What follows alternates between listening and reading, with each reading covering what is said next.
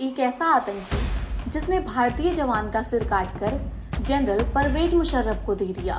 एक ऐसा गैंगस्टर जिसने 15 साल की उम्र में अपनी ही मां को गोली मारी, गला रेता और फिर दफना दिया।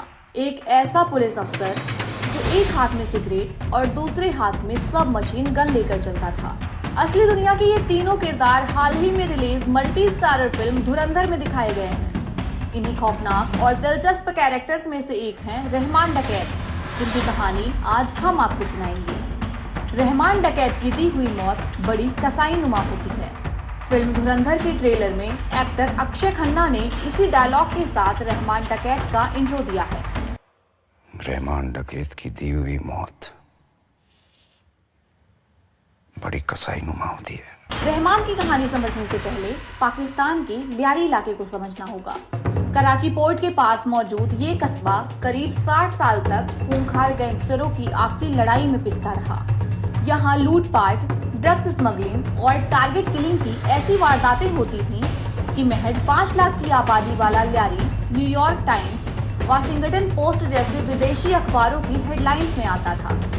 यहीं के एक टॉप गैंगस्टर मोहम्मद दलाल के घर 1979 में एक बच्चा जन्मा।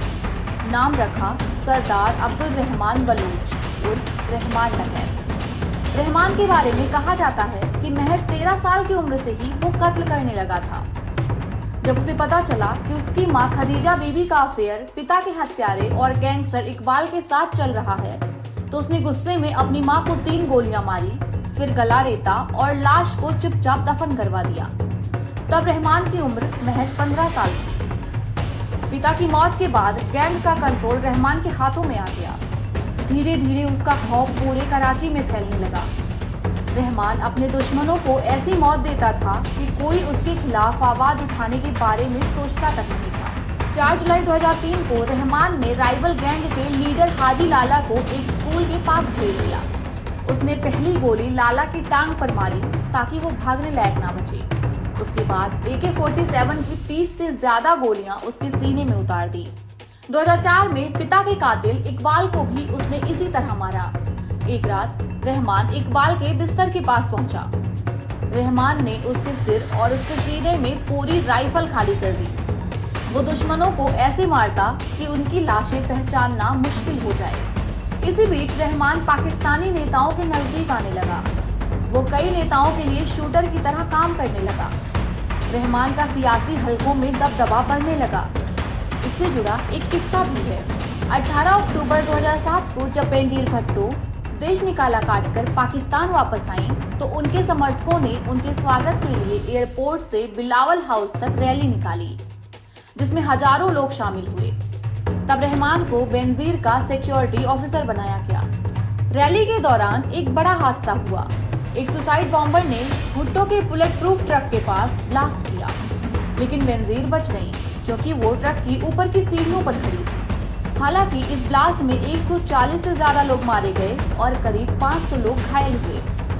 इसके बाद रहमान ने बेनजीर को अपनी गाड़ी में बिठाया और बिलावल हाउस तक उन्हें सुरक्षित पहुंचाया। इस हादसे के बाद रहमान पाकिस्तान पीपुल्स पार्टी का अहम हिस्सा बन गया। 2008 में पाकिस्तान में चुनाव हुए। PPP को जीत मिली। इसके बाद रहमान को PPP की पीपुल्स अमन कमेटी का लीडर बनाया गया। लियारी में PPP को जिताने के बदले रहमान की गैंग को ड्रग्स और हथियारों की छूट मिली। इससे लियारी में क्राइम और बढ़ गया। लेकिन जल्द ही रहमान PPP के हाथ से भी निकलने लगा। PPP को डर था कि रहमान की वजह से 2013 का चुनाव उनके हाथ से निकल ना जाए, इसलिए उसे रास्ते से हटाने का प्लान बनाया। 9 अगस्त 2009 को कराची पुलिस ने उसका एनकाउंटर कर दिया।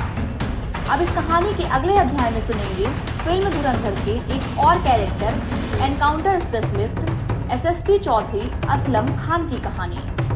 अपडेट पाने के लिए हमारे चैनल को फॉलो करें। जय हिंद।